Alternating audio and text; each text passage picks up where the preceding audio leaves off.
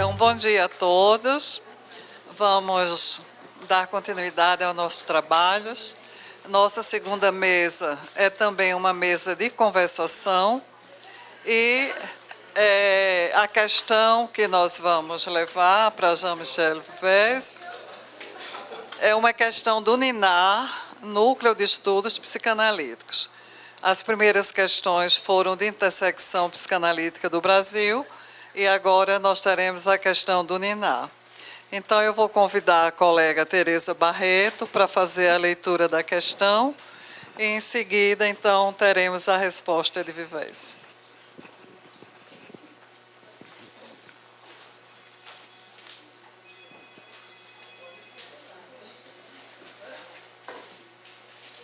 Bom dia a todos.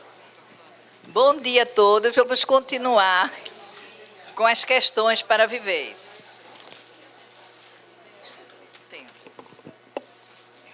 Cadê ele? Está prestando atenção?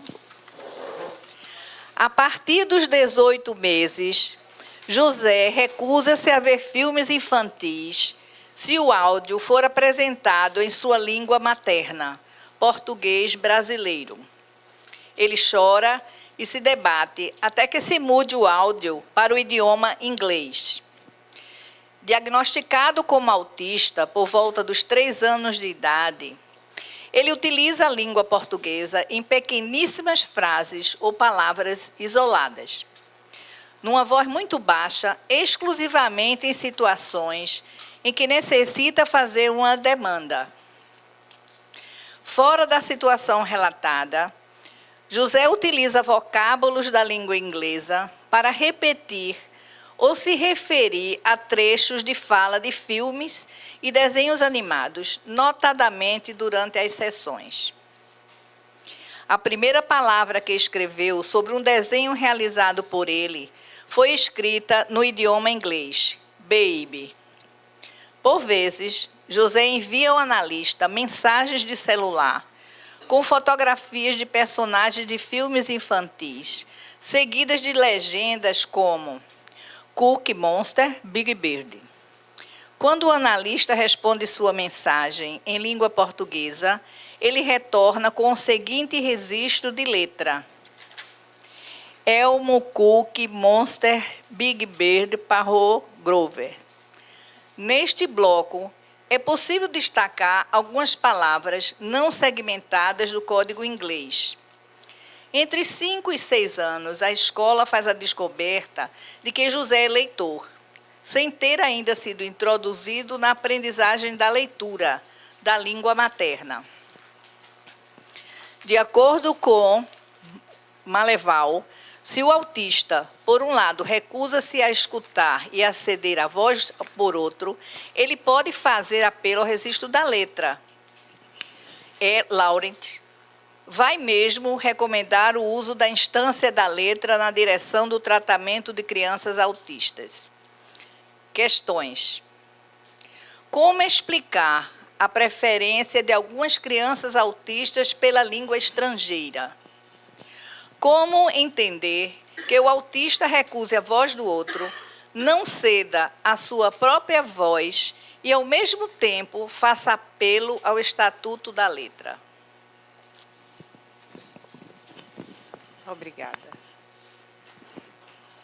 Merci pour cette difficile et importante question. Obrigada por essa difícil e importante questão. Alors, je vais d'abord vous donner la réponse brutale. Vou primeiramente dar a resposta brutal. Et ensuite, je vous donnerai les éléments de compréhension de cette...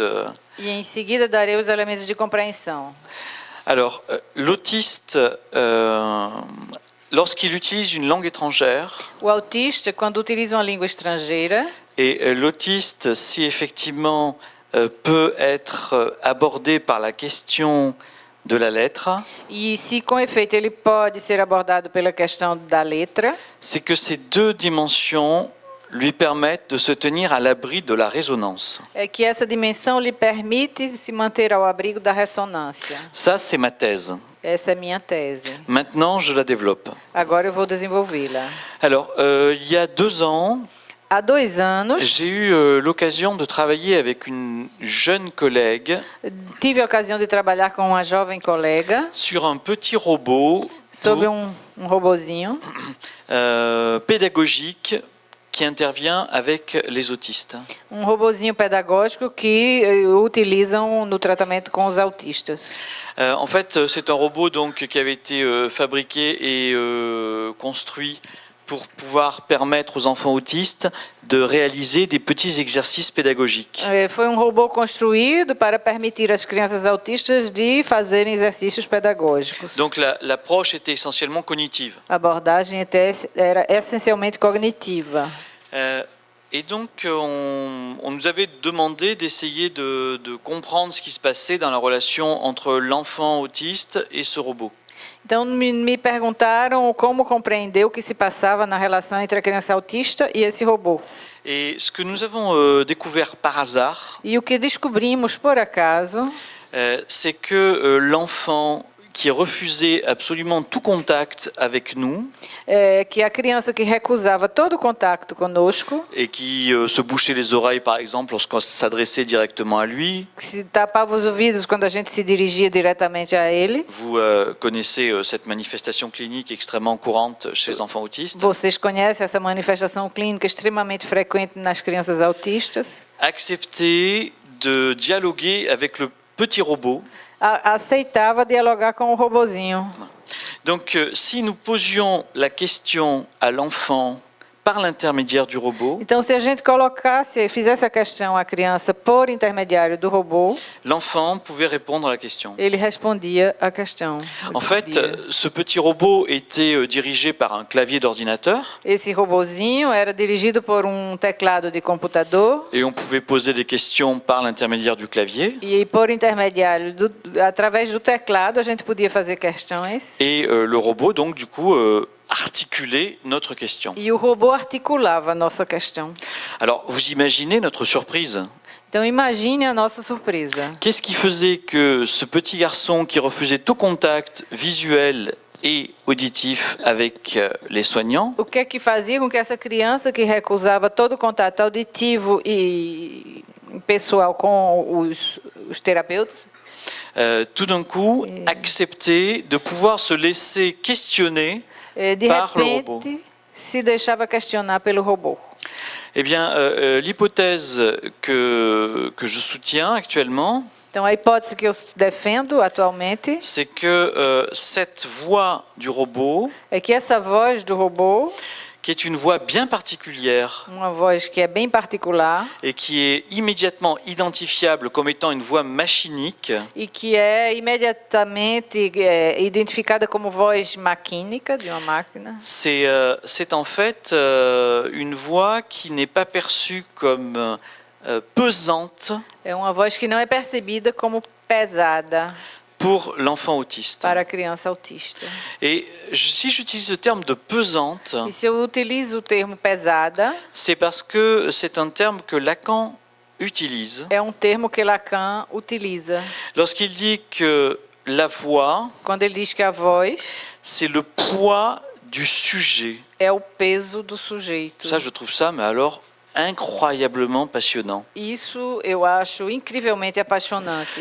La voix, A voz c'est le poids du sujet. é o peso do sujeito. Ça, c'est incroyable. Isso é incrível. C'est-à-dire que nous entendons dans la voix qui s'adresse à nous Quer dizer que nós escutamos na voz que se dirige a nós la dimension subjective a dimensão subjetiva qui est transmise par cette voix. que é transmitida por essa voz. Nous faisons tous l'expérience Todos temos a experiência de reconnaître immédiatement et au premier mot la voix de quelqu'un. de reconhecer imediatamente na primeira palavra a voz de alguém. Vous savez très bien que quelqu'un qui décroche le téléphone et qui dit « allô », Então, alguém que atende o telefone e diz alô, vous savez immédiatement de qui il s'agit la plupart du temps. vocês sabem, na maioria das vezes, de quem é a voz. C'est pas ce qu'il dit, qui permet la reconnaissance, Não é o que ele diz que permite o reconhecimento, mais c'est effectivement cette dimension extrêmement singulière de la voix mas é, com efeito, essa dimensão extremamente singular da voz, qui n'est pas reproductible, que não é reprodutível, qui fait que nous identifions immédiatement quelqu'un que faz com que nós identifiquemos imediatamente alguém. et qui fait qu'effectivement cette voix, on l'aime E faz com que essa voz a gente ama ou on la déteste. ou a detestamos. Voilà. Et cette dimension effectivement de la voix, elle est tellement singulière Então, essa dimensão da voz é tão singular qu'on a pu parler en fait d'empreinte vocale, que já se pôde falar de impressão vocal, comme on parle d'empreinte digitale. como se fala de impressão digital. Et vous savez qu'aujourd'hui, par exemple, il peut exister des ouvertures de portes à reconnaissance vocale, E vocês sabem que hoje já existem abertura de porta pelo reconhecimento da voz, parce que justement, cette voix, contrairement à ce qu'on pourrait croire, elle n'est pas imitable. porque a voz, contrariamente ao que se pode pensar, não é imitável.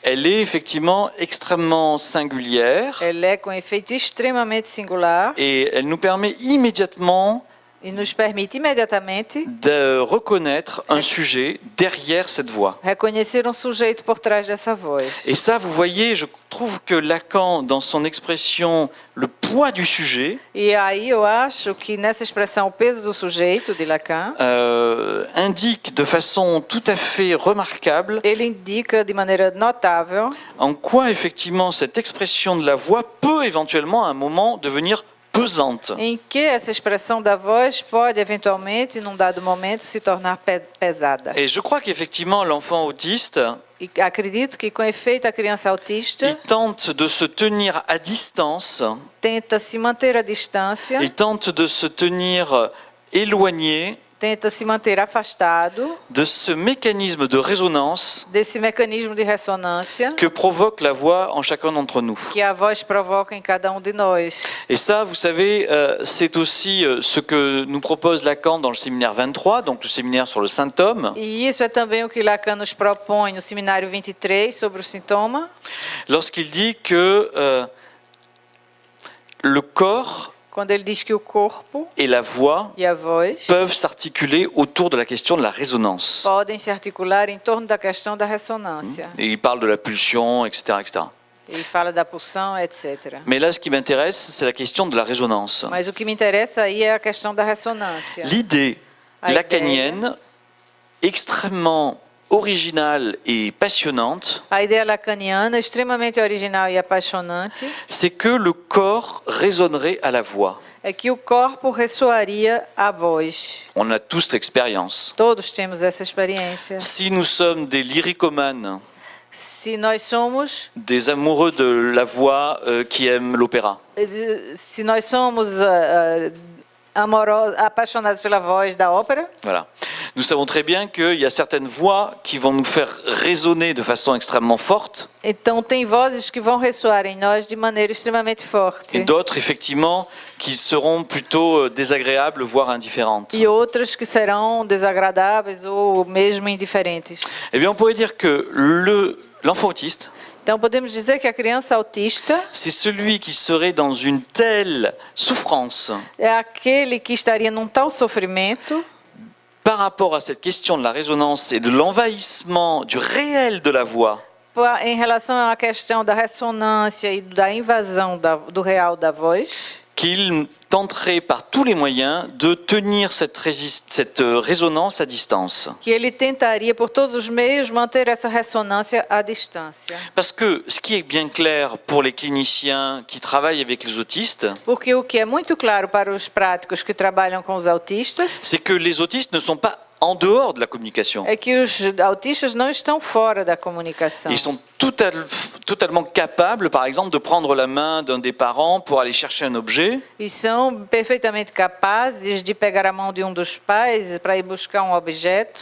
et comme vous le rappelez dans la petite vignette clinique, E como você lembra nesse fragmento clínico, il est capable de faire des petites demandes. ele é capaz de fazer pequenas demandas. Donc il n'est pas hors communication. Então não está fora da comunicação. Par contre, il refuse de s'inscrire dans le langage. mas ele recusa se inscrever na linguagem. Et ça, effectivement, c'est la thèse de Jean-Claude Malval. E essa, com efeito, é a tese de Jean-Claude Malleval. Jean-Claude Malval donc propose que l'autiste refuserait de céder Ele propõe que o autista recusaria ceder cet objet voix. esse objeto voz. Et de fait, je crois qu'il a raison. E, de fato, eu acho que ele tem razão. C'est-à-dire que parler, Quer dizer que falar c'est donner de la voix, é dar a voz, c'est-à-dire mais donner au sens fort du terme, é dar voz, dar no sentido forte do termo. c'est-à-dire céder la voix. Quer dizer ceder a voz. Et pour parler, effectivement, il faut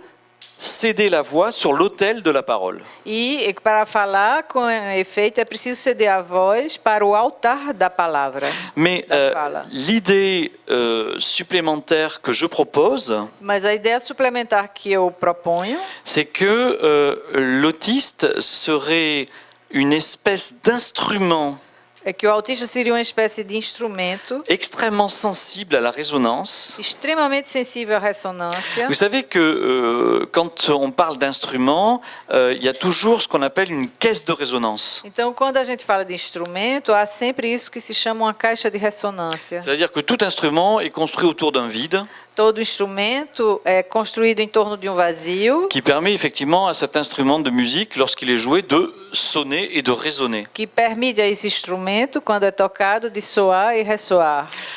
Et nous, en tant qu'instrument névrosé, E nós, enquanto instrumento neurótico, nous sommes rendus sourds à certaines résonances. nos tornamos surdos a certas ressonâncias. Ce qui nous permet effectivement de ne pas toujours être comme ça envahis par la résonance des voix qui nous entourent. O que nos permite não ser sempre, a todo momento, invadido pela ressonância das vozes que nos rodeiam. Bien, dans le cas de l'autiste, Mas no caso do autista, il serait ouvert à toutes les résonances. ele estaria aberto a todas as ressonâncias. D'où, à partir de là, les stratégies Daí, a partir daí, as estratégias extrêmement intéressantes muito interessantes que les patients autistes, les jeunes patients autistes, que os jovens pacientes autistas trouvent encontram pour essayer justement de maintenir à distance ce processus de résonance. para tentar justamente de manter à distância esse processo de ressonância. Et là, par exemple, on peut les lister, ces stratégies. E aí podemos fazer uma lista dessas estratégias. La première, La primeira. c'est celle dont je vous ai parlé, l'exemple de la voix du robot. É a voz do robô. C'est-à-dire que la voix du robot, Quer dizer, a voz do robô c'est une voix en fait qui est prévisible. é uma voz que, de fato, ela é previsível. C'est une voix effectivement où cette dimension du poids du sujet est quasiment annulée. É uma voz onde essa dimensão do peso do sujeito está quase anulado. Nous en faisons l'expérience par exemple avec la voix du GPS. Como nós temos a experiência disso com a voz do GPS. Tournez à droite. Dobra à direita. Prochaine, voilà. Hein, voilà. Donc c'est une voix comme ça qu'on identifie immédiatement É uma voz que a gente identifica imediatamente comme une voix sans sujet. como uma voz sem sujeito. Et vous voyez, c'est ça qui est important pour l'autiste. E é isso Une que- voix sans sujet. Que é importante para o autista, uma voz sem sujeito. Et ça, c'était une intuition que Asperger E essa foi uma intuição que Asperger avait eue dès le début. teve desde o início. Puisque dès 1944, Pois desde 1944, Asperger nous dit ele nos diz que si on s'adresse aux patients autistes que se a gente se dirige ao paciente autista comme avec une voix monocorde, com uma voz monocórdia, avec une voix, dit-il, comme eux-mêmes parlent, com uma voz como eles mesmos falam, donc sans passion, dit-il, portanto sem paixão, diz on a ele, plus de chances de pouvoir se faire entendre de l'autiste. temos mais chances de poder se fazer ouvir pelo autista. Donc vous voyez l'intuition qui me paraît extrêmement intéressante cliniquement de Asperger, Então vejam aí uma proposição que nos parece clinicamente interessante de Asperger, c'est que lorsque on utilise une voix monocorde, é que quando a gente utiliza uma voz monocórdia, on soulage le poids du sujet. aliviamos o peso do sujeito. Donc vous voyez, on pourrait dire que la voix monocorde proposée par Asperger Então, a voz monocórdia proposta por Asperger et la voix du robot, é a voz do robô, c'est la même stratégie. e a voz do robô são a mesma estratégia. C'est-à-dire une voix qui, contrairement à la voix habituelle, Quer dizer, uma voz que, contrariamente à voz habitual, qui est une voix comme ça, avec des variations importantes, que é uma voz assim com variações importantes, permet effectivement de maintenir à distance cet effet de résonance. permite, com efeito de manter a distância, esse efeito de ressonância. Pas de surprise, Não há surpresa. et c'est pour ça, à mon avis, que l'enfant autiste peut investir aussi aisément cette voix du robot. E é por isso que eu penso que a criança autista pode investir facilmente essa voz do robô. Ça, c'est la première stratégie. Essa é a primeira estratégia. Deuxième stratégie, Segunda estratégia c'est celle que vous décrivez dans votre situation clinique. é essa que você descreve na sua situação clínica. C'est-à-dire, tout d'un coup, comment on change le curseur Quer dizer, como é que de repente a gente muda o cursor, en passant d'une langue dite maternelle, passando de uma língua dita materna, donc une langue effectivement qui nous a constitués, portanto uma língua que com efeito nos constituiu, à une langue étrangère. para uma língua estrangeira. Ici, le portugais du Brésil à l'anglais. Aqui, do português do Brasil para o inglês. L'anglais, dans le cas de ce petit garçon, serait une façon pour lui de se tenir à distance de ces effets de résonance de la langue maternelle. O inglês, para essa criança, seria uma maneira de se manter à distância dos efeitos de ressonância da sua língua materna. Vous voyez, c'est exactement la même chose, mais sur un autre niveau. É exatamente a mesma coisa, mas num outro nível. Le but, toujours, effectivement, est de tenir à distance ces effets de résonance qui peuvent être envahissants pour l'enfant autiste. O objetivo é manter à distância esses efeitos de ressonância que podem ser invasivos para uma criança autista. Troisième stratégie. Terceira estratégia, Si vous travaillez avec les enfants autistes, vous avez pu repérer un phénomène qui est assez régulier. se vocês trabalham com crianças autistas, já puderam verificar um fenômeno que é muito regular, muito comum, Que les enfants ne parlent pas, que as crianças não falam, mais chantent. mas cantam. C'est-à-dire qu'il y a une espèce de vocalisation musicale, Quer dizer, há uma espécie de vocalização musical, et ça c'est quelque chose effectivement que dans ma clinique avec les enfants autistes je croise très très régulièrement. isso é algo que eu encontro muito regularmente na clínica com autistas. Et là, ça fait quelques mois que je reçois un petit garçon qui s'appelle Léo. Faz alguns meses que eu atendo uma criança, um menino que se chama Léo, Et qui a des gestes stéréotypés avec une petite voiture. Hein. que tem gestos estereotipados com um carrinho. Et donc il s'allonge sur le sol. Então ele se deita no chão, Il fait passer devant ses yeux la petite voiture passa o carrinho diante dos seus olhos, avec des gestes de répétition stéréotypés. com gestos repetitivos e estereotipados, Et il accompagne ça d'une espèce de vocalisation, e acompanha isso com uma vocalização, voilà, d'un chantonnement. canto. Et donc, ce que j'ai fait dans un premier temps, c'est que j'ai pris un petit train, E o que eu fiz no primeiro tempo é que eu peguei um trenzinho et puis je me suis mis à côté de lui, enfin pas allongé par terre. Hein. e eu me pus ao lado dele, Je- com efeito, mas não deitado no chão. Voilà, je suis trop vieux pour ça Sou maintenant. um pouco velho para isso. Voilà. Mais par contre, ce que j'ai fait, c'est que j'ai pris le petit train et je me suis déplacé dans la pièce Mas eu peguei o trenzinho e me desloquei na sala, en chantonnant, comme lui. cantarolando como ele. Je vais me promener, Eu vou passear. voilà. Et à ce moment-là, Léo E aí, Léo s'est mis à me suivre avec sa petite voiture. se pôs a me seguir com seu carrinho. Donc, ce qu'on pourrait faire, ce qu'on pourrait dire plutôt, O que poderíamos dizer? c'est que le poids du sujet que l'enfant autiste refuse d'expérimenter à travers la voix de l'autre, Que o peso do sujeito que o autista recusa experimentar através da voz do outro, on peut effectivement le travailler différemment. podemos, com efeito, trabalhar diferentemente com isso. Et là, on peut déjà voir 3 pistes se dessiner. E aí a gente já pode ver 3 pistas que se apresentam. Ce que j'appellerais la voix machinique, É o que eu chamaria a voz maquínica, ce que j'appellerais la voix étrangère, o que eu chamaria a voz estrangeira, c'est-à-dire le fait que la voix résonne différemment dans une langue étrangère, quer dizer, o fato que a voz ressoa diferentemente numa língua estrangeira, la voix chantante, a voz cantante, et une dernière chose e uma última coisa, qui est encore quelque chose de très très commun dans la clinique de l'autisme, que é também muito comum na clínica do autismo, c'est l'intérêt extrêmement développé é um interesse extremamente desenvolvido pour les films, pelos filmes, les dessins animés pour, de la part des enfants autistes. o interesse pelos desenhos animados, pelas crianças autistas. Alors, je ne sais pas si le livre de Susskind a été traduit, qui s'appelle Affinity Therapy. Não sei se esse livro diz Kind Si, il a été traduit en foi portugais. traduzido. Voilà. Bon. Donc, je vous engage à le lire parce que c'est un livre extrêmement intéressant. Então convido vocês a lerem esse livro, que é extremamente interessante. Como é o título em português?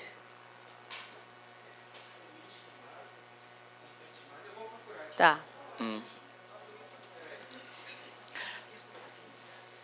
Thérapie pour l'affinidade. Pour affinidade. Ouais. Bon, ce que le titre anglais. Et en fait, donc, ce que relate Susskind dans cet ouvrage, E o que relata esse autor nessa obra c'est comment son petit garçon, Ron, é como o menininho, Rom, à partir de 3 ans, a partir de 3 anos, se désintéresse du monde, se desinteressa do mundo, ne parle plus não fala mais et passe son temps à regarder des dessins animés. e passa o tempo olhando desenhos animados Des dessins animés en fait de Walt Disney.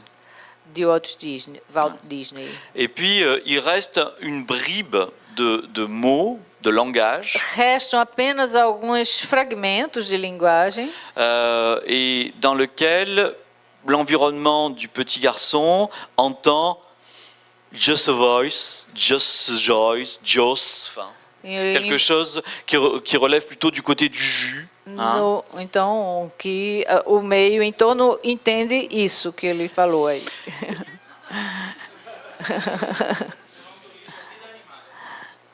Comment? Vida Animada, o nome do livro traduzido. Vida Animada. Oui. Ouais. Ron Susskind. Ron, R-O-N. Et donc, en fait, Rom Susskind.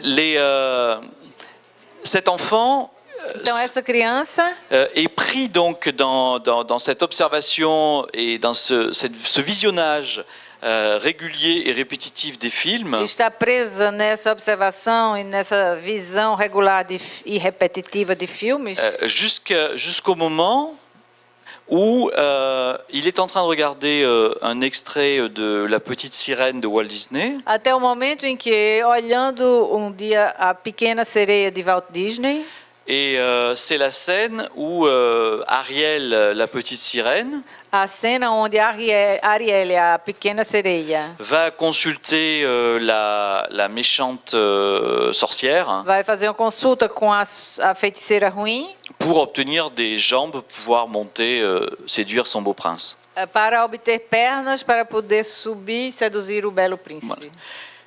Et en fait, à ce moment-là, la méchante sorcière demande à Ariel, E aí, nesse momento, a feiticeira ruim vai pedir a Ariel, comme prix de sa transformation, como preço de sua transformação, just your voice. isso aí, Ouais, just your... apenas sua voz. Voilà. Et donc, à ce moment-là, c'est la maman du petit garçon Então, esse aí é o momento do menino qui, dans une interprétation, que, numa interpretação, dit, mais en fait, c'est pas juste que tu dis, que diz de fato, mas não é justo o Mais que você just. diz, mas justo. ouais. Just your voice. Só a voz. Voilà.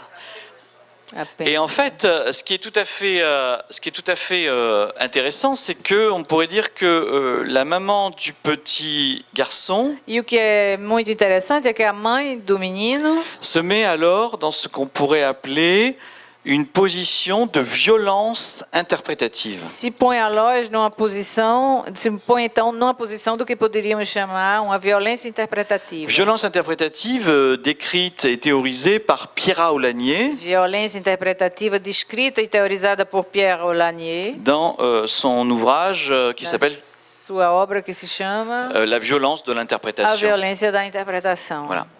Qu'est-ce que c'est que cette violence de l'interprétation? O que é essa violência da interpretação? Eh bien, c'est une violence nécessaire, nous dit Pierre Aulagnier, Então, é uma violência necessária, nos diz Pierre Aulagnier, qui est faite à l'enfant, que é feita à criança, c'est-à-dire que la mère est amenée à donner des signifiants à l'enfant quer dizer que a mãe é levada a dar significantes à criança par rapport à une situation em relação a uma situação, sans savoir si exactement ces signifiants correspondent ou pas à la situation. sem saber se esses significantes correspondem ou não à situação. Donc ça, c'est la dimension violente. Isso é a dimensão violenta. C'est-à-dire qu'on on tombe jamais complètement juste. A gente nunca diz exatamente o justo. Il vaut mieux que ça tombe pas trop à côté. Então, mas é melhor que não seja muito por fora. Mais on sait aussi que ça ne tombera jamais complètement sûr. Mas também não vai cair nunca exatamente na coisa, no Mais que é. en même temps, cette interprétation est essentielle Mas, ao mesmo tempo, essa interpretação é essencial parce qu'elle permet à l'enfant porque permite à criança de s'inscrire dans Sim. la parole se inscrever na fala. et en même temps, E, ao mesmo tempo, elle montre que l'environnement ela mostra que o meio fait l'hypothèse, suppose que l'enfant est dans une position de pouvoir parler. supõe quer dizer, que o meio faz a hipótese de que a criança pode falar. Et ça, bien sûr, c'est une position essentielle, E essa é uma posição essencial, puisque l'environnement maternant pois o entorno maternante fait l'hypothèse dès la naissance faz a hipótese desde o nascimento que le bébé est un sujet supposé parlant, que o bebê é um sujeito suposto falante. même s'il ne parle pas. Mesmo que ele não fale, L'environnement maternant lui suppose une parole. o entorno materno lhe supõe uma fala, uma Et c'est parce palavra. qu'il suppose effectivement que ce bout de chair, E ce é, bout de réel qui est le bébé, então, e é porque isso é suposto que esse pedaço de carne, de real, que é o bebê, va pouvoir parler, vai poder falar. qu'un jour, effectivement, il parlera. E que um dia, com efeito, ele vai falar. Alors, ce qui est intéressant dans cette histoire de ce skin, E o que é interessante nessa história desse Skim c'est que on voit très bien qu'est-ce qui se passe pour l'enfant dans la consommation répétitive o que a gente vê muito bem o que acontece com a criança na consumação repetitiva des dessins animés. de desenhos animados, no Mas consumo. C'est-à-dire que là, on n'est pas confronté à une voix machinique, Quer dizer, ali não estamos confrontados com uma voz maquínica, mais on est confronté à une voix délocalisée. mas somos confrontados com uma voz deslocalizada. C'est-à-dire que c'est une voix qui sort d'un endroit, Quer dizer, que sai de um lugar, non là où il est produit. não de onde é produzido. C'est exactement l'expérience que vous êtes en train de vivre. É exatamente a experiência que vocês estão vivendo. C'est-à-dire que vous n'entendez pas ma voix sortir de ma bouche, Quer dizer, vocês não ouvem minha voz sair da minha boca, mais vous l'entendez sortir des haut-parleurs. mas vocês a escutam dos alto-falantes. Et là, vous voyez que déjà la dimension du poids du sujet E aí vocês já veem que a dimensão do peso do sujeito est un peu allégée. já está um pouco aliviado. C'est peut-être pour ça que vous êtes en capacité de m'écouter pendant des heures, sinon je ne sais pas pourquoi. E é talvez por isso que vocês têm a capacidade de me escutar durante horas, senão eu não saberia como. Donc, On pourrait dire qu'avec cette voix du dessin animé, cette voix qui sort d'un haut-parleur, Então, poderíamos dizer que, como essa voz de desenho animado, essa voz que sai do alto-falante, là aussi, on est du côté d'une stratégie aí também estamos do lado de uma estratégia de la maîtrise de ce poids du sujet. de domínio desse peso, do domínio desse peso do sujeito. Alors, j'ai encore un peu de temps. Ah, ça va, très bien.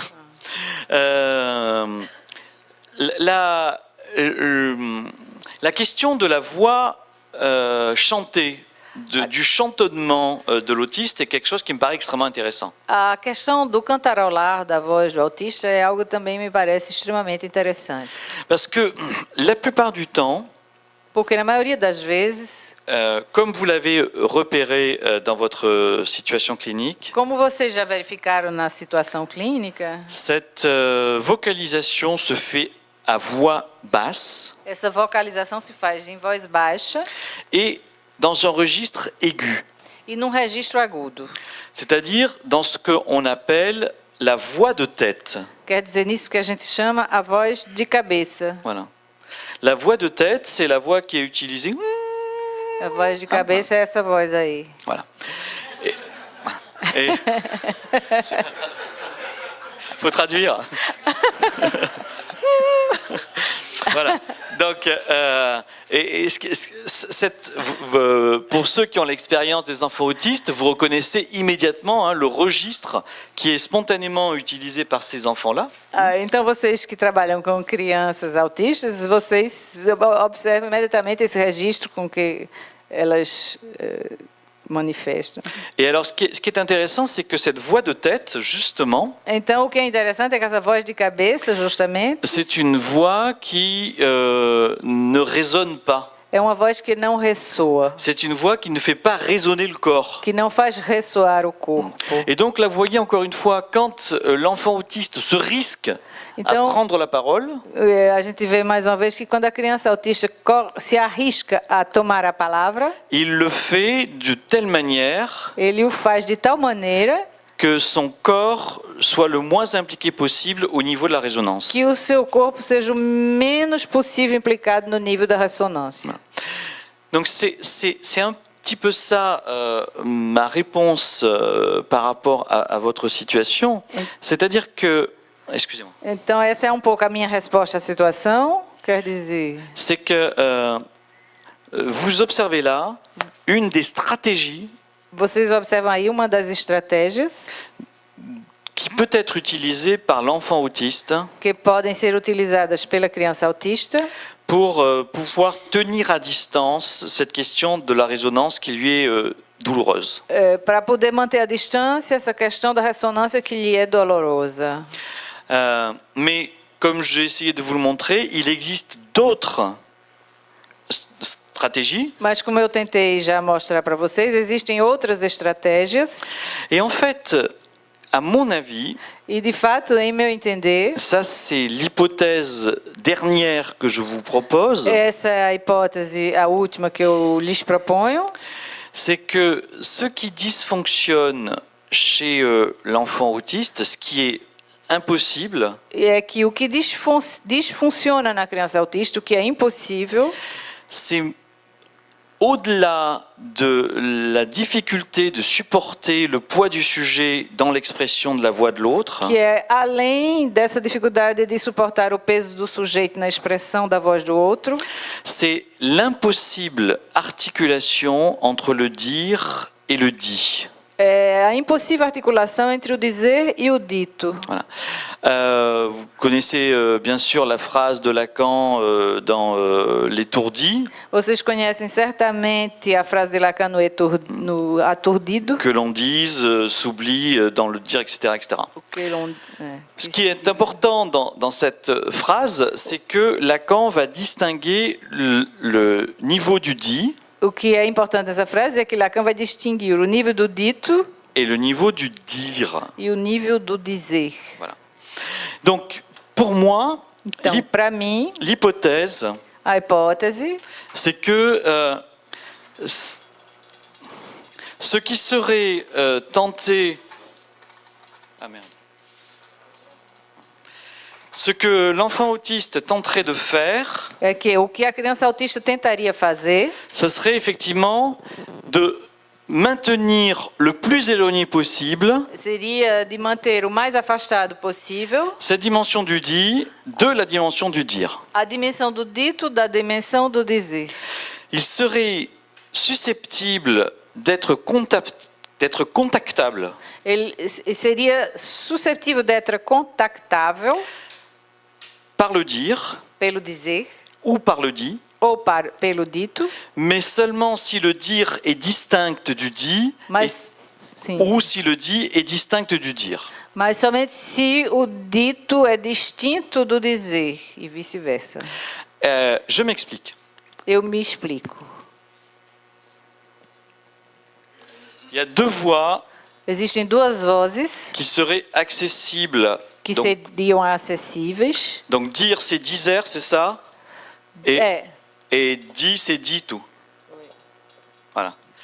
Donc pour l'enfant autiste, deux voies d'accès possibles. La voie du dire então, para a criança autista, duas vias de acesso possível, a via do dizer et la voie du dit. e a via do dito.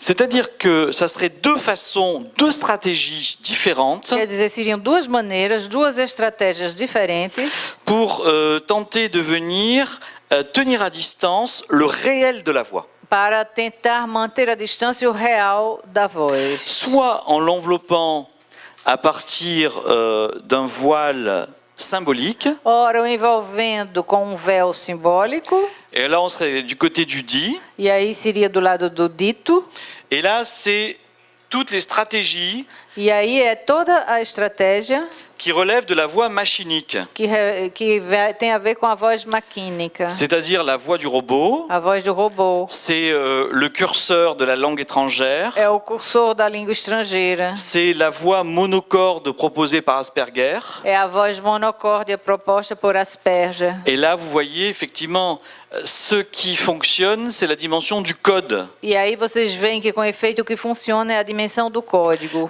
D'un code qui serait distingué radicalement de tout affect. Em um código que seria distinto radicalmente de qualquer afeto. L'autre stratégie, la dimension du dizer, A outra estratégia, a dimensão do dizer, ça serait la voix chantante. seria a voz cantante. C'est l'exemple de Léo. O exemplo de Léo. Et c'est exactement aussi ce qui nous permet de comprendre E é também exatamente o que nos permite compreender pourquoi l'enfant autiste est la plupart du temps extrêmement sensible à la musique. porque a criança autista é, na maioria das vezes, extremamente sensível à música. C'est une expérience clinique aussi extrêmement importante. É também uma experiência clínica extremamente importante. Les enfants autistes ont une appétence, un intérêt pour la musique. As crianças autistas têm uma apetência, um interesse pela música. Et les neurologues, comme Oliver Sacks par exemple, E os neurologistas, como Oliver Sacks, por exemplo, ont repéré depuis longtemps verificaram isso há muito tempo, l'intérêt et les qualités extrêmement importantes o interesse e as qualidades extremamente importantes que l'enfant autiste peut développer par rapport à la musique. que o interesse que a criança autista pode desenvolver pela música. Par exemple, j'ai eu un petit enfant autiste que j'ai suivi de 5 ans à 15 ans, Então, tem uma criança autista que eu acompanhei de 5 a 15 anos, qui est devenu aujourd'hui un organiste célèbre que hoje se tornou um organista famoso et donc qui reste autiste, e que permanece autista, mais qui quand même fait des concerts à travers l'Europe, est reconnu comme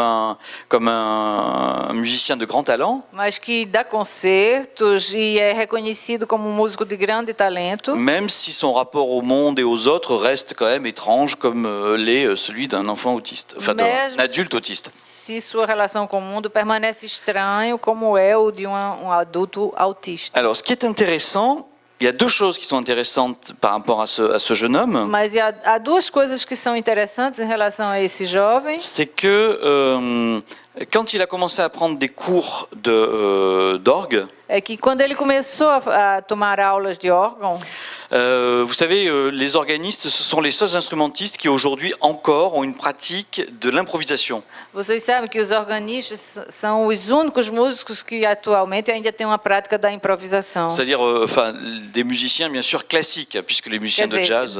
entre os músicos clássicos, porque os DJs não. Voilà. Donc, et très vite, son professeur d'orgue Então, muito rapidamente, o seu professor de órgão a repéré qu'il avait compris quasiment immédiatement la construction des accords. verificou que ele tinha compreendido quase imediatamente a construção dos acordes. Et ça, c'est tout à fait caractéristique du fonctionnement autiste. E isso é característico do funcionamento autista. C'est-à-dire que la musique a une dimension mathématique, une dimension de code extrêmement puissante, extrêmement forte. Quer dizer, a música é uma dimensão de matemática e de código extremamente forte. Et donc il a immédiatement compris effectivement comment les accords s'enchaînaient, se construisaient. Et à 7-8 ans déjà, il improvisait de façon tout à fait conséquente. Então ele compreendeu imediatamente como os acordes se encadeavam com 7, 8 anos ele já improvisava de uma maneira bastante consequente. Alors, c'est un jeune homme qui continue à venir me voir de temps en temps, comme ça, quand il est un petit peu en déséquilibre. Então ele continua a vir me ver de vez em quando está um pouquinho em desequilíbrio. Et une fois où il est venu me voir, E uma vez, quando ele veio me ver, entre-temps, il avait lu mes articles, malheureusement. e no meio disso ele leu meus artigos, infelizmente. Et donc, il m'a dit, je crois que je sais pourquoi j'ai choisi de jouer de l'orgue. E ele me disse, eu acredito que eu sei porque que eu escolhi tocar órgão. Je pense que là, il voulait me faire plaisir, c'est l'amour de transfert. E ele queria me dar prazer, eu acho que era o amor de Et transferência. il m'a dit, l'orgue, c'est le seul instrument qui soit capable de couvrir la voix de ma mère. Eu acho que ele disse, o órgão é o único instrumento que é capaz de cobrir a voz da minha mãe. Voilà. Donc, ça, c'est une interprétation. Je ne suis pas sûr d'être d'accord avec cette interprétation. Eu não estou certo de estar de acordo com essa interpretação. Mais je crois que l'orgue Mas eu acredito que o órgão est un instrument qui a une puissance sonore é um instrumento que tem uma potência sonora qui permet effectivement de faire l'expérience des limites du corps. que permite, com efeito, fazer a experiência dos limites do corpo. Pour ceux qui travaillent avec les enfants autistes, Para aqueles que trabalham com crianças autistas, vous savez que l'enfant autiste peut venir se coller vocês sabem que au haut-parleur, a criança autista pode se colar no alto-falante. non pour écouter, Não para escutar, mais pour se faire masser. mas para se fazer uma massagem. Voilà. C'est-à-dire que ce massage sonore Quer dizer, essa massagem sonora permet de faire l'expérience des limites du corps. permite fazer a experiência dos limites do corpo. Voilà. Donc je crois que pour lui, le choix de l'orgue, Então, acredito que para ele a escolha do órgão c'était plutôt effectivement cette possibilité de faire cette expérience d'être enveloppé par le son, era antes essa experiência de ser envolvido pelo som, d'être porté par le son, de ser levado pelo som, d'être carregado, massé par le son. massageado pelo Voilà. som. Et donc à partir de là, de se sentir unifié. E a partir daí se sentir unificado. Voilà. Et c'est donc cet intérêt pour la musique Então é esse interesse pela música qu'on rencontre donc régulièrement chez les enfants autistes que a gente encontra regularmente nas crianças autistas, serait effectivement du côté de la voix chantante. que estaria com efeito do lado da voz cantante. Et il y a une phrase de Stravinsky, le grand compositeur russe, E há uma frase de Stravinsky, o grande compositor russo, qui me paraît tout à fait illustrer cette disjonction du dire et du dit. que me parece particularmente ilustrar essa injunção do dizer e do dito. Stravinsky nous dit, Ele nos diz, Stravinsky, la musique ne dit rien, a música não diz nada, mais elle le dit bien. mas ela diz bem. Je trouve ça génial. Eu acho isso genial. C'est vrai, je veux dire, la musique ne dit rien. Que é verdade, a música não diz nada. Il faut être des névrosés pour se dire ah ben ça parle de la pluie, ça parle du printemps, ça parle de voilà, ça É c'est preciso ser neurótico para dizer, tá falando da chuva, da primavera, etc.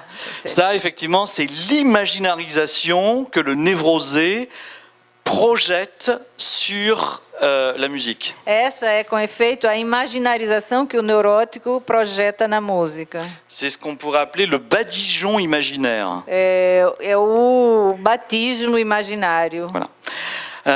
Non, la musique, elle dit rien. Não, a música não diz nada, Par contre, ce qui est tout à fait intéressant, mas o que é totalmente interessante, et là, je pense que vous avez peut-être lu pour certains d'entre vous les travaux d'Alain Didier-Veil. e aí eu acho que alguns dentre vocês já leram os trabalhos de Alain Didier-Veil. Effectivement, ce que Alain Didier-Veil montre parfaitement dans Les Trois Temps de la Loi, par exemple, E com efeito o que ele mostra perfeitamente nos Três Tempos da Lei, por exemplo, c'est que lorsque la musique résonne, é que quando a música ressoa, nous sommes entendus par elle. nós somos ouvidos por ela. C'est-à-dire que c'est pas nous qui entendons la musique, Quer dizer, não somos nós que ouvimos a música, enfin, on l'entend aussi, a gente ouve também, mais nous nous sentons entendus par elle. mas nós Nous nous sentons. nos sentimos ouvidos por ela. C'est-à-dire que la musique s'adresse à nous Quer dizer, a música se dirige a nós sans nous assigner à une place particulière. sem nos designar um lugar particular. Et ça, c'est effectivement la dimension essentielle qui va permettre à l'enfant autiste de pouvoir investir et même de chercher la musique. E essa é a dimensão essencial que vai permitir à criança autista de poder procurar a música, não é? Pourquoi? E aceitar. Parce que là où la parole Porque ali onde a fala, a palavra, assigne l'enfant à une place, designa a criança para um lugar, la musique a música s'adresse à lui se dirige a ele sans rien lui demander et sans rien lui assigner comme place. sem lhe pedir nada, nem designar nenhum lugar. Donc vous voyez, ce qui est tout à fait fascinant dans l'idée de la musique, Então, o que é fascinante na ideia da música c'est que ça permettrait de faire l'expérience d'être adressé é que permitiria a experiência de ser dirigido, sans que cette adresse ne nous assigne à une place. ter um endereçamento, sem que esse endereçamento nos designe para um lugar. On comprend à partir de là, effectivement, quel est l'intérêt A gente pour compreende. l'enfant autiste d'investir et de s'intéresser à la musique. Então, aí a gente compreende qual é o interesse da criança autista de investir e de se interessar pela música. Donc, vous voyez, on pourrait dire que, de ce côté-là, tout ce qui relève du dire, Então, vejam aí, tudo que depende do dizer, não, do dito, do dizer, disait, do dizer, relève de la musique. da ordem da música. Et là, vous avez compris en quoi la musique permet à l'enfant autiste de se réinscrire dans le circuit de la pulsion invocante. E aí vocês compreendem como é que a criança autista pode se reinscrever no estatuto da pulsão invocante, Sans pour autant souffrir effectivement d'une assignation insupportable, sem para isso sofrer de uma designação insuportável a um lugar. ou effectivement une autre stratégie. Et là, on est du côté de l'imaginaire, Ou outra estratégia, e aí estamos do lado do imaginário, et c'est la voie qui a été tracée et remarquablement mise en évidence par Marie-Christine Laznick. e é a voz que foi posta em evidência por Marie-Christine Laznick. Et donc, cette dimension, vous savez, de la prosodie, Essa dimensão da prosódia, sur laquelle Marie-Christine Laznick insiste de façon très importante, na qual Marie-Christine insiste de maneira muito importante, effectivement, c'est cette dimension de musicalisation é com efeito essa dimensão da musicalização, qui viendrait envelopper, que viria envolver, qui viendrait voiler imaginairement que viria velar imaginariamente le réel de la voix. o real da voz. Autre stratégie qui serait une stratégie qui relèverait plutôt de la dimension symbolique, Uma outra estratégia que dependeria da dimensão simbólica, qui serait effectivement essayer doter au maximum cette dimension imaginaire seria de tentar retirar ao máximo essa dimensão imaginária et de mettre en avant la dimension du code, e de avançar a dimensão do código, donc à partir du symbolique. a partir do simbólico. Et là, on est du portanto. côté du dit. E aí estamos do lado do dito. Et là, c'est la voix machinique, E aí a voz maquínica, c'est la voix délocalisée, voz deslocalizada, c'est le curseur vers la langue étrangère cursor para a língua estrangeira ou la voix monocorde ou a voz monocórdia, dont Asperger nous parlait déjà en 1944. da qual Asperger nos falava já em 1944. Si je me résume, Se me resumo, voilà. Donc, l'hypothèse que je vous propose est la suivante. então a hipótese que eu proponho a vocês é a seguinte: Ce qui est insupportable au sens fort du terme, qui ne peut pas être supporté, o que é insuportável no sentido forte do termo, que não pode ser suportado, c'est le poids du sujet, le poids réel du sujet, é o peso do sujeito, o peso real do sujeito, qui est transmis par la voix de l'autre. que é transmitido pela voz do outro. Donc, ce poids du sujet Então, esse peso do sujeito, qui va mettre en résonance le corps de l'autiste de façon désordonnée et insupportable, que vai pôr em ressonância o corpo do autista de maneira desorganizada e insuportável, celui-ci s'en tient à distance ele se mantém à distância, então, en le refusant. recusando. Donc, il va se boucher les oreilles, Então, ele vai tapar os ouvidos, il va crier. vai gritar. Je fais l'hypothèse que les cris de l'enfant autiste Eu faço a hipótese de que os gritos da criança autista participent aussi de cette stratégie d'éviter la voix de l'autre. também participam da estratégia de evitar a voz do outro. C'est-à-dire crier pour ne pas entendre cette voix. Quer dizer, gritar para não ouvir essa voz. Les enfants normaux le font aussi, les enfants névrosés aussi. As crianças normais e as neuróticas também fazem isso. Je veux dire, quand ils ne veulent pas entendre quelque chose qu'on leur dit, Que quando eles não querem escutar alguma coisa que estão dizendo para eles, ils se mettent en face de nous se põem diante de nós e et voilà. Vous entendez le cri qui va avec la mimique. vocês escutam o grito que vai com a mímica. Voilà. Donc, en gros, ce poids réel du sujet, Então, em grosso, esse peso real do sujeito il faut l'avoir à l'esprit constamment lorsqu'on va travailler avec les enfants autistes. é preciso ter isso em mente constantemente quando a gente trabalha com crianças autistas. La question qui se pose alors à nous Então, a questão que se coloca para nós est quel est le canal, é qual é o canal, ou pour le dire en termes musicaux, quelle est la fréquence ou para dizer isso em termos musicais, qual é a frequência qui permet effectivement de contacter l'enfant autiste. que permite, com efeito, contactar com a criança autista. Et là, c'est quelque chose d'extrêmement délicat. E isso é algo de extremamente delicado. Parce que si cette fréquence est trop importante et Porque- que l'enfant se met à raisonner, Porque se essa frequência é importante demais e a criança se põe a ressoar, alors, bien sûr, il va retrouver les mêmes gestes, se boucher les oreilles, se tenir éloigné, refuser le contact. então ele vai encontrar as mesmas defesas: tapar os ouvidos, recusar o contato, gritar. Si la fréquence est trop éloignée, E se a frequência é distante demais, nous n'avons pas d'existence pour lui. não temos existência para ele. Voilà.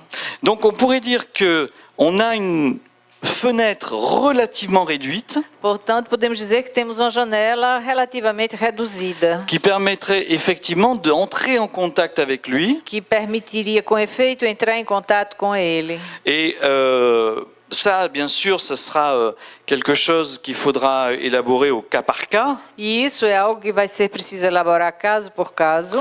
Et peut-être effectivement essayer avec les enfants E talvez com efeito é que com as crianças de trouver les stratégies tentar encontrar uma estratégia qui lui permettent effectivement à lui de tenir à distance cette résonance que lhes permita se manter à distância dessa ressonância. Et ça peut être effectivement soit du côté de l'imaginaire avec la musique et la musicalisation, Isso pode ser ora do lado do imaginário com a música e a musicalização, soit du côté du symbolique avec effectivement cette mise en avant du code.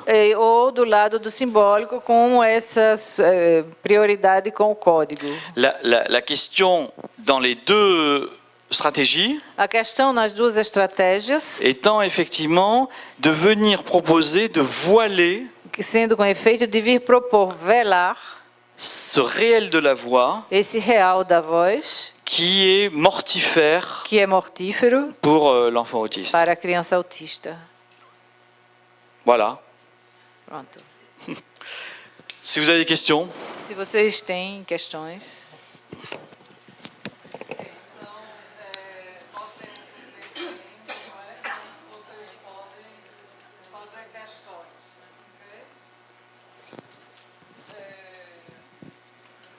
Rossana.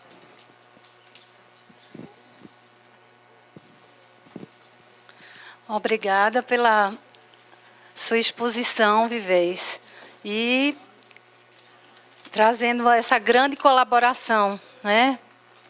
Eu, há muitos anos atrás, atendi uma criança de 3 aos 13 anos de idade, considerada autista. E, na ocasião, me recordo, né, que a criança sabia, com 2 anos de idade, passa por uma genialidade, né? Os pais a tinham como um gênio. Então, sabia ler, escrever, onde passava, falava, enfim, lia até inglês, outras línguas, e adorava ler. Então, e computador, né, sobretudo. Com passar 1 ano, mais ou menos, de atendimento, ele só fazia repetir. TV, jornal, rádio, comércio e todas as redes de televisão, de comunicação. E eu, comigo, né, levava para a supervisão, enfim. Era um caso super difícil na clínica, a princípio, até porque na época eu não tinha experiência na época com autismo. Um belo dia, depois de 1 ano de atendimento, eu peguei uma massinha de modelar, comecei a cantarolar na sala, a música de Chapeuzinho Vermelho. E aí, a partir deste momento, essa criança cai na risada, literalmente, né? E a partir dali foi possível trabalhar N questões com ele, até porque se mordia, tirava mesmo um pedaço, né? Não sentia dor, metia a cabeça em parede, enfim. E aí a mãe, com o passar do tempo, disse que todas as vezes que ele ia se morder em casa, com o passar do processo, ele ficava e dizia assim, não, fulaninho, tia Rossane, não pode. E aí começou, a partir daí, uma construção, né? De uma questão, né? Quando você me traz a questão da música, que na época eu nem tinha essa compreensão do que ali tinha acontecido, mas algo surgiu a partir da música, né? Então, muito obrigada pela contribuição.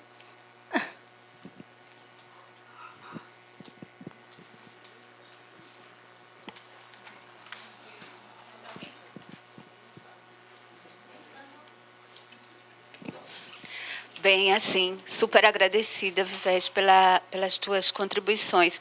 Eu tenho uma questão não sobre a clínica do autismo, nem sobre criança, mas sobre idosos. Eu atendo idosos e venho pesquisando sobre a questão da voz para essa clínica. O Japão, há alguns anos, vem desenvolvendo robôs para acompanhar idosos melancólicos, não é, que estão abandonados em asilos ou, enfim, em casa. E as pessoas, os cuidadores ou os familiares, diziam que não tinham tempo de cuidar e gostariam de resolver. Então, numa espécie de diálogo entre a medicina e as indústrias, não é, inclusive as indústrias de robótica, esses robôs foram sendo desenvolvidos e hoje estão no mercado japonês, acompanhando esses idosos. E muitos desses robôs, eles têm voz de criança, não é? Porque uma das das coisas que os idosos falavam é que eles sentiam falta do convívio com crianças. Então, a minha questão é a seguinte: numa sociedade, não é, onde a tradição consuetudinária, o peso da palavra e da voz e da transmissão tem uma importância tão grande como a cultura japonesa, inclusive dentro do conceito de honra, como pensar essa proposta, não é, da indústria de produzir esses robôs, né, com voz de criança, o que é que essa voz, não é, porque não deixa de ser monocórdia também, né, essa voz desse robô, mas essa voz produzida e direcionada para idosos. E a minha outra questão a gente pode considerar a música uma forma de fazer nome próprio, não é, no autismo, na criança autista, né, ela faz um nome próprio quando essa criança ou esse adolescente ou essa pessoa se torna um músico ou toca um instrumento. Obrigada. Alors, cette question du rapport entre l'homme et la machine, Então, essa questão da relação entre o homem e a máquina c'est quand même une question extrêmement difficile é uma questão extremamente qui difícil, a été traitée dernièrement par 2 films. que foi tratada ultimamente em dois filmes. Alors, il y en a un, j'ai oublié le titre des 2 films que j'ai vus, je sais pas pourquoi, mais bon. Eu esqueci o título, não sei porquê, Alors, dos dois filmes. je vais vous raconter l'histoire, vous allez retrouver le titre, mais bon, là Mas eu vou contar a história, vocês encontrarão o título. là je dois commencer à être un peu fatigué.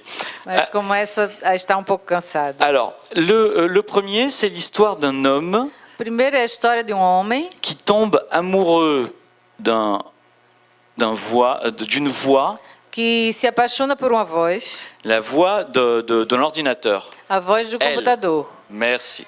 Voilà, elle. Elle. C'est un film absolument extraordinaire.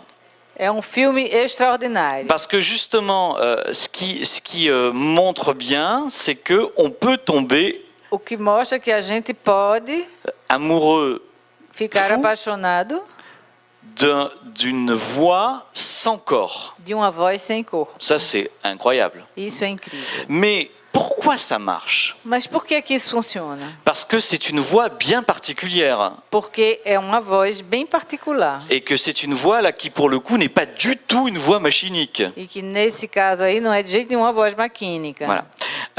Et d'ailleurs, c'est un film qui n'a pas été traduit en France. E é um filme que não foi traduzido na França. Parce que justement, le réalisateur a refusé qu'on double la voix qu'il avait choisie pour le personnage robot féminin. Porque o realizador não aceitou que fosse dublada a voz que ele tinha escolhido para o robô feminino. Donc, il avait bien compris, le réalisateur, ici, qu'il y avait un enjeu essentiel dans la singularité de la voix qu'il avait choisie. Então ele tinha compreendido que havia uma singularidade essencial na voz que ele tinha escolhido. Et que cette voix ne pouvait pas être substituée par une autre voix. En tout cas, pour lui, ça ne marchait pas. E que essa voz não podia ser substituída por outro. Pour por l'instant, outra. on n'en est absolument pas là. Não chegamos lá até agora. Pour l'instant, on est encore confronté à des voix qu'on identifie immédiatement comme une voix machinique. Então, no momento, a gente está ainda confrontado com vozes que a gente identifica imediatamente como sendo voz maquínica. Le jour où ce sera des voix qui auront cette qualité humaine, No dia em que forem vozes que terão essa qualidade humana, je pense que notre monde va basculer de façon, je ne sais pas si je peux dire, terrifiante. eu acho que nosso mundo vai cair, vai bascular de uma maneira aterrorizante.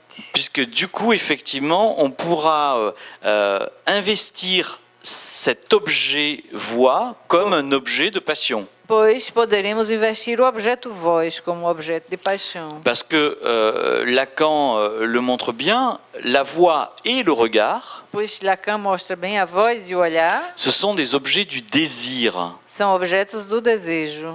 Contrairement au sein et aux fesses, Contrariamente ao seio e às fezes, qui eux sont des objets de la demande. que são objetos da demanda. Donc ces objets du désir, Portanto, esses objetos do desejo, que sont le regard et la voix, que são o olhar e a voz, ce sont aussi les objets sur lesquels notre désir passionnel va pouvoir aussi s'accrocher.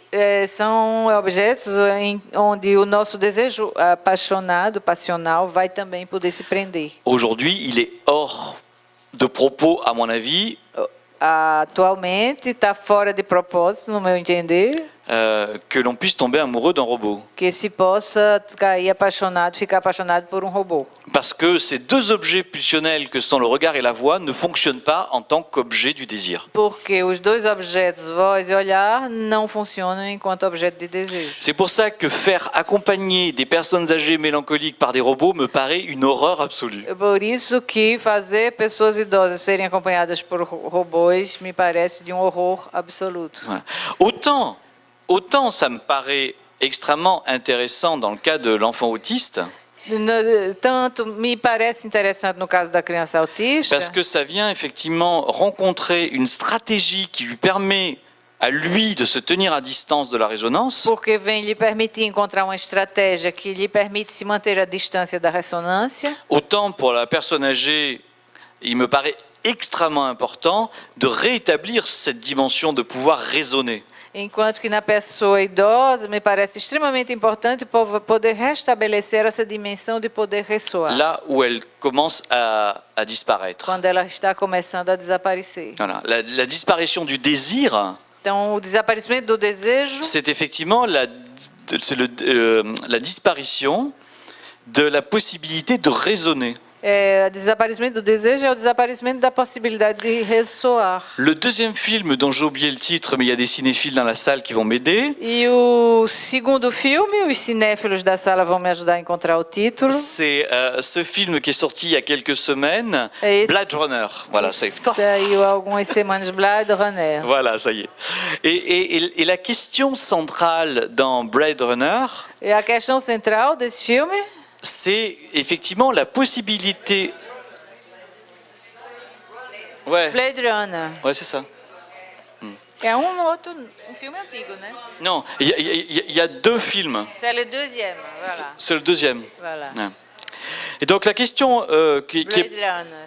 la question qui est posée dans ce film, Então a questão que é colocada nesse filme, là encore une fois, c'est la possibilité pour un homme mais uma vez aí, a possibilidade para um homem de tomber amoureux d'un robot. de ficar apaixonado por um robô. Et bien sûr, toute la course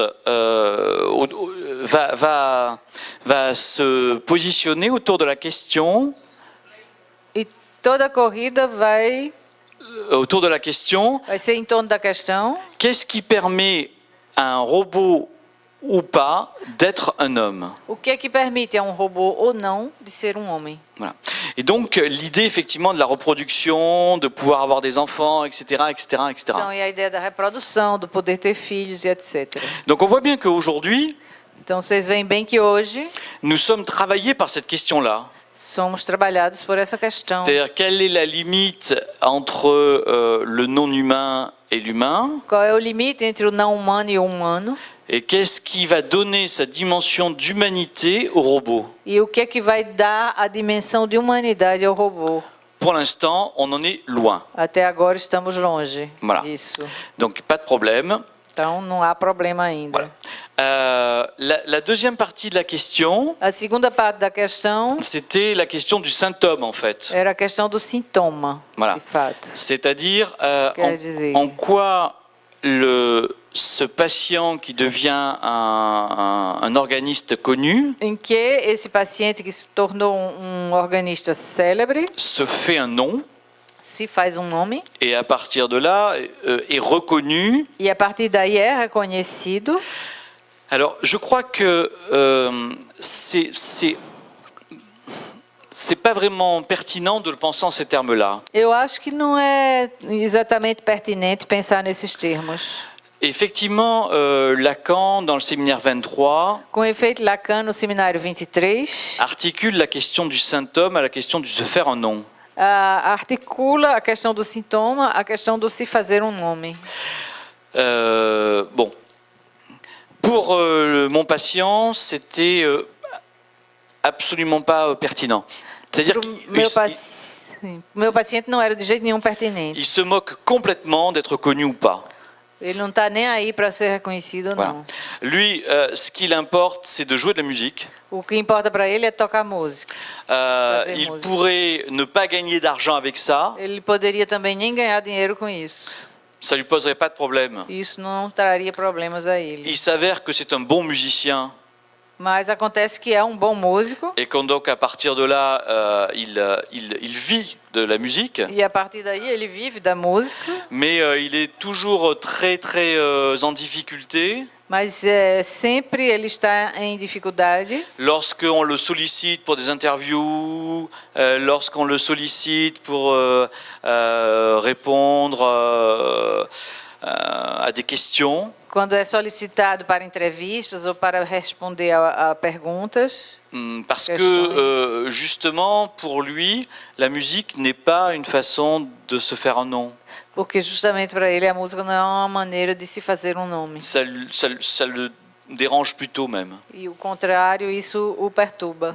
Il a vraiment gardé ce rapport étrange au monde et aux autres. E ele conservou essa relação estranha com o mundo e com os outros. Alors aujourd'hui, il a un rapport social, hein. Il parle, il vit, Oui. il a un appartement. Então hoje ele tem uma relação social, ele fala, ele vive, ele tem um apartamento, Mais il a toujours un rapport comme ça, un peu distancié aux gens, quelque chose d'autistique qui reste dans son style. meio, sempre uma relação estranha com as pessoas, uma relação autística que permanece. Autant Joyce, quand il crée son œuvre, Tanto Joyce quanto quando ele cria sua obra, désire donner du travail pour 100 ans aux prochains universitaires, deseja dar trabalho aos 100, mais 300 anos de universitários. donc là il y a vraiment un désir d'imprimer quelque chose de lui dans le monde. Portanto, aí tem realmente um desejo de imprimir alguma coisa dele no mundo. Pour mon patient, c'est pas du tout la question. Para o meu paciente, não é essa a questão. Voilà. Ouais. Tiens, vas-y. Veja, nós temos 3 questões, mas só temos tempo para uma. Tá? Então, eu vou ler a questão que chegou primeiro. Então, tem uma questão de Sônia Coelho, que chegou aqui na mesa. Depois eu vi que você levantou o braço, foi a segunda pessoa. E depois Ed Gleison mandou uma questão. Então, eu vou ler a primeira que chegou e vou sugerir que vocês coloquem as questões na próxima mesa, pode ser? Ou na seguinte, dependendo do tempo que a gente tiver. De acordo? Bem, a questão de Sônia é a seguinte. O Estatuto da Letra no Autismo se enquadra no conceito geral da letra como uma forma de sintoma, ou a letra, nesse caso, no caso do autismo, é uma letra autista ou mecânica?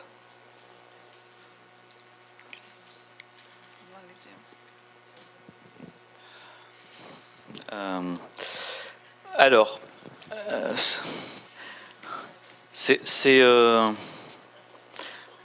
la question est intéressante, mais me paraît posée de façon un peu maladroite. A questão é interessante, mas a maneira de colocar é um pouco assim, sem jeito. Non, non, j'ai pas dit sem jeito. Maladroite. De mau jeito. Maladroite. Não, não, mal organizada, mal organisée. Merci. Voilà. Je voudrais pas être insultant. Alors,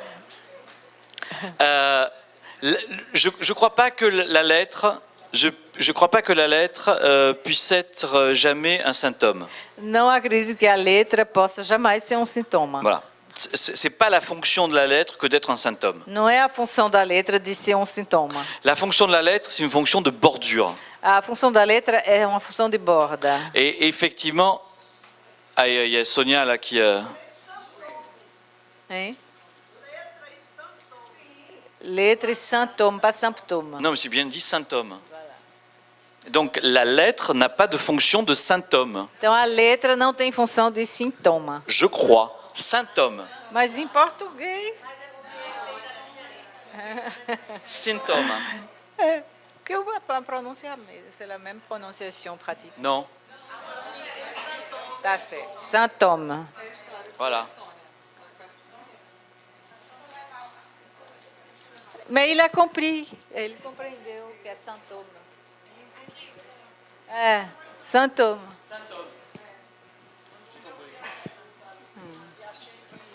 Não me esclareceu.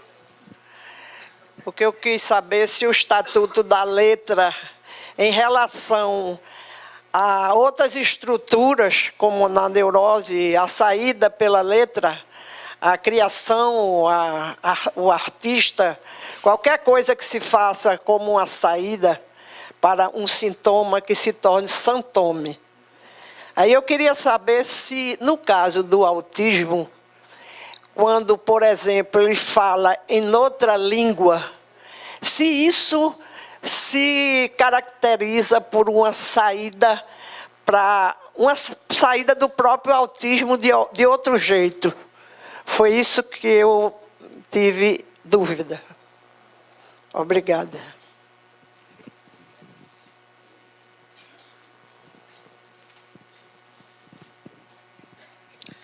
Alors, pour répondre de façon précise, Para responder de maneira precisa, je pense qu'il faut différencier ce qui relève de la suppléance et ce qui relève du symptôme. é preciso diferenciar o que depende da suplência e o que depende do sintoma. Voilà. La suppléance, A suplência c'est un bricolage é uma bricolagem que le patient élabore, trouve pour momentanément avoir une solution à ses difficultés. que o paciente encontra para momentaneamente ter uma solução às suas dificuldades. Ce qui est caractéristique de la suppléance, O que é característico da suplência c'est que c'est quelque chose qui ne tient pas. é algo que não se sustenta. Je vous donne un exemple. Eu dou um exemplo. Quand j'étais un jeune psychologue à l'hôpital psychiatrique, Quando eu era jovem psicólogo no hospital psiquiátrico, il y avait quelque chose qui était extrêmement fréquent, havia algo que era muito frequente, c'est qu'on voyait les patients hallucinés é que a gente via pacientes alucinados se promener avec un transistor collé à l'oreille. passearem com o radinho colado no ouvido.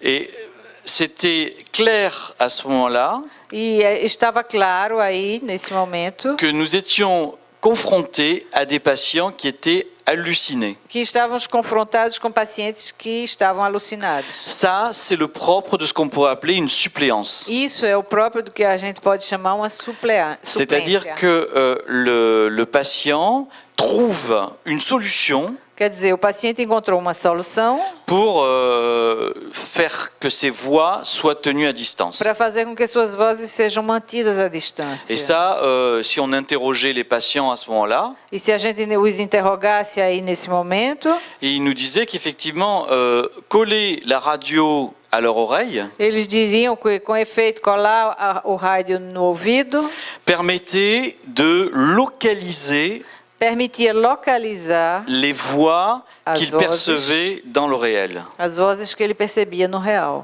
C'est-à-dire que les voix du psychotique, Quer dizer, as vozes do psicótico ce sont des voix, bien sûr, qui viennent de partout. são vozes que, com efeito, vêm de todo canto. Il y a un exemple que je donne souvent parce qu'il me paraît tout à fait éclairant, Há um exemplo que eu dou frequentemente que me parece muito esclarecedor. c'est l'exemple de la petite nouvelle de Büchner, É o exemplo da pequena novela de Buchner, voilà, qui s'appelle Lenz. que se chama Lenz.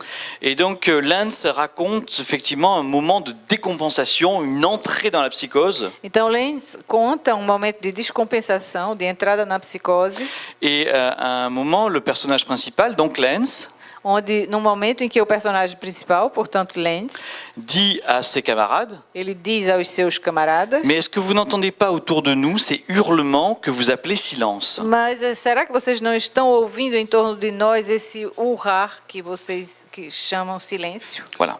Et là, vous voyez, c'est tout à fait intéressant. C'est-à-dire que là où le patient psychotique entend autour de lui des voix, Quer des dizer hurlements, que é lá onde o paciente psicótico ouve em torno dele vozes e urros, eh bien, le névrosé, lui, entend du silence. o neurótico ele ouve silêncio. Donc, l'idée de la suppléance, Portanto, a ideia da suplência c'est les stratégies, les bricolages são as estratégias, as bricolagens que le patient autiste trouve, Que o élabore, que o paciente autista encontra e elabora pour faire tenir momentanément son monde. para fazer sustentar momentaneamente o seu mundo. Et par exemple, on voit très bien la même chose chez Schraber, Vemos a mesma coisa muito bem em Schreber, dans son journal. no diário.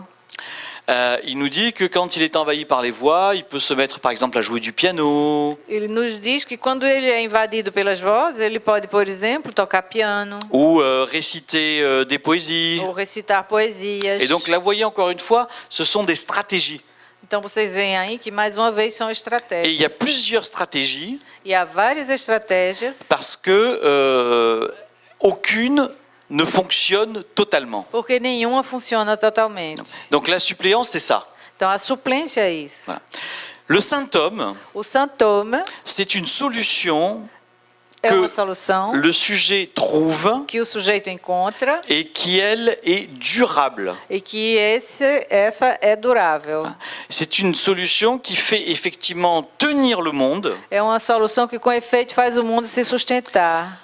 Pourquoi le patient est-il condamné à trouver des solutions? E por que o paciente é condenado a encontrar soluções?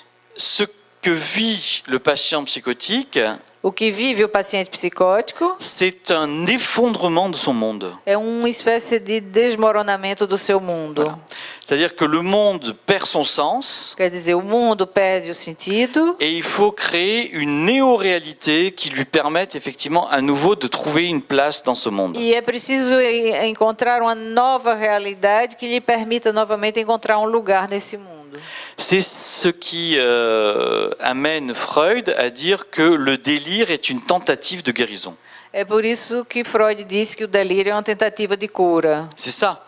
É C'est-à-dire isso. que le délire, c'est superposé à ce monde qui a disparu O delírio é superpor a esse mundo que desapareceu un nouveau monde novo mundo, dans lequel le sujet peut trouver une place. no qual o sujeito pode encontrar um lugar. Et là, vous savez que la plupart du temps, le patient va se donner une place un peu extraordinaire. E aí, na maioria das vezes, o paciente vai se dar um lugar um pouco extraordinário. Dans le cas de Schreber, la femme de Dieu. E no caso de Schreber, era a mulher de Deus. Rien que ça. Nada, só isso. Voilà. Donc, vous voyez, ça, c'est le premier temps.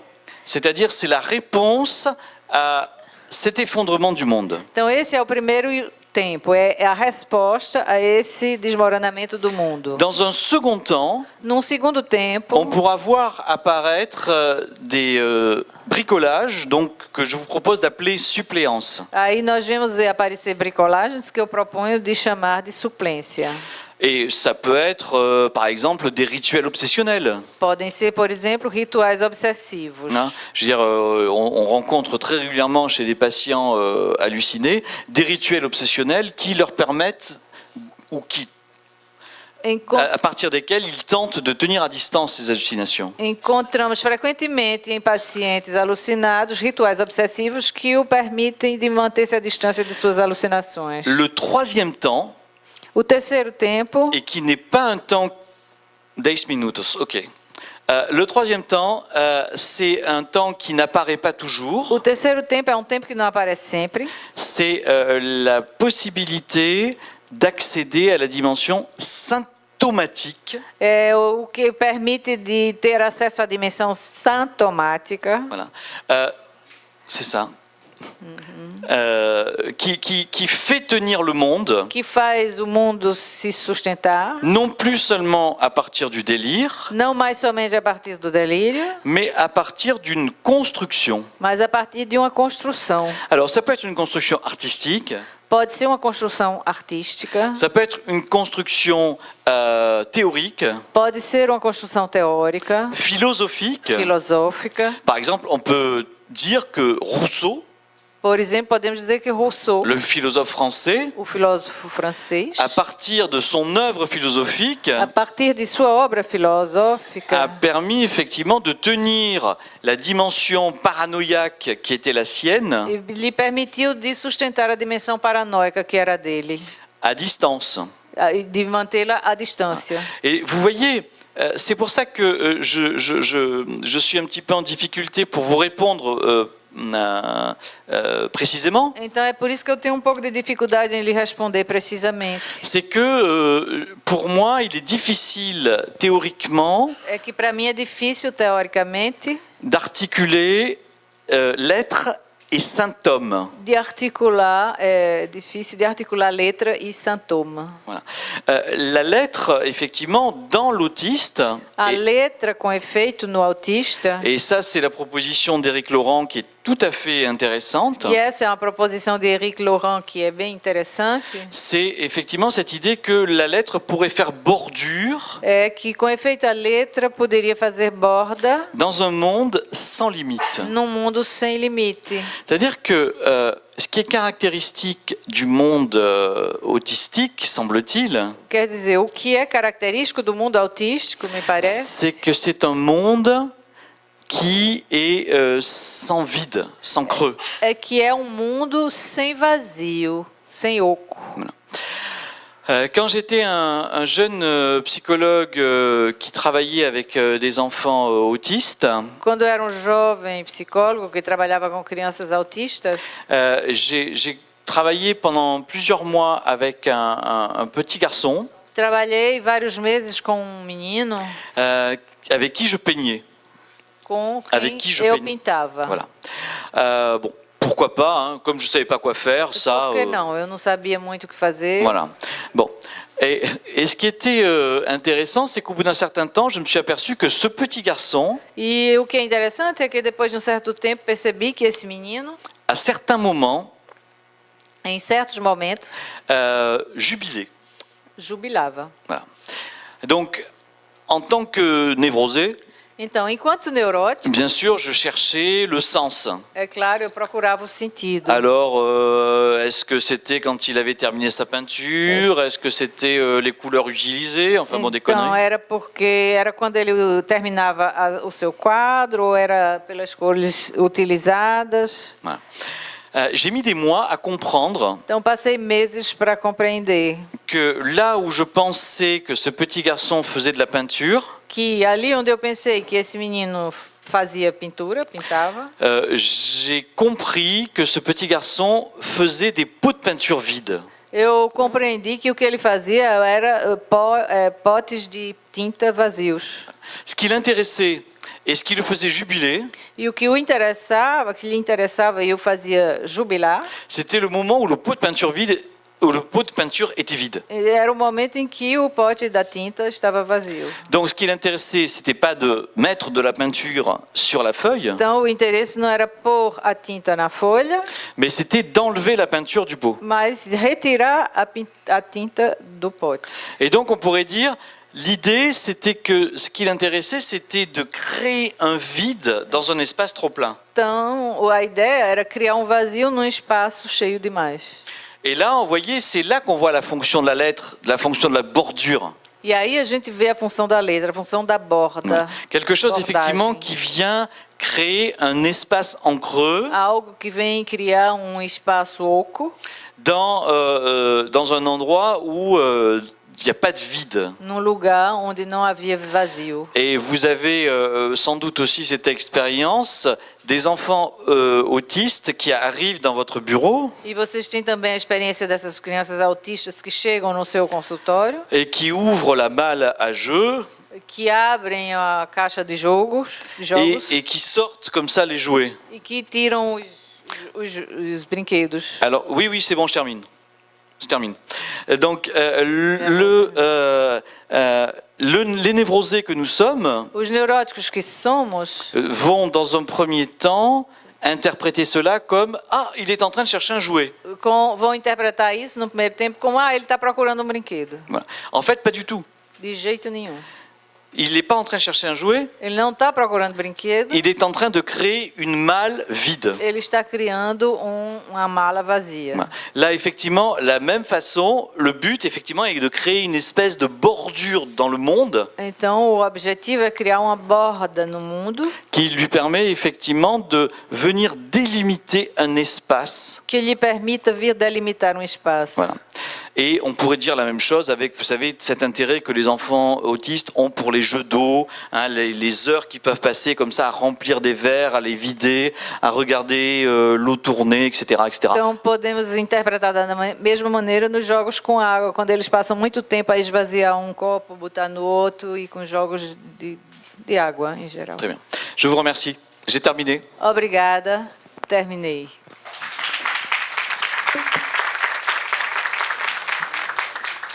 Então, vamos agradecer, não é, a Vivege e a Thelma, esses trabalhos na parte da manhã, e esperamos vocês às 14h30, tá? Às 14h30 recomeçamos.